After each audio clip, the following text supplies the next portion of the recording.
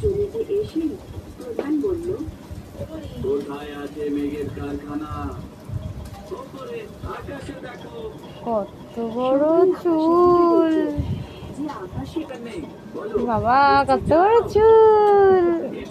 হাতে ঠিক করে, হাতে ঠিক করে চুল একটুখানি। হ্যাঁ, চুলের সামনে না। আমার একটা শর্ত আছে। কি শর্ত আছে? যদি আমি বৃষ্টি করে দেখাতে পারি তাহলে মেয়ের মাথায় চুল নেই, মার মাথায় চুল দেখো না। গরুর শর্ত শুনে প্রধানের সাথে সাথে সারা গ্রাম অবাক হয়ে গেল। দেখো আমার মায়ের সুন্দর চুল, আমার মা শ্যাম্পু করে চুল বসে আছে, কত বড় চুল।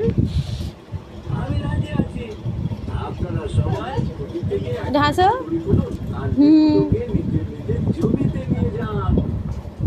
লোকেরা খুঁটি থেকে দড়ি খুলে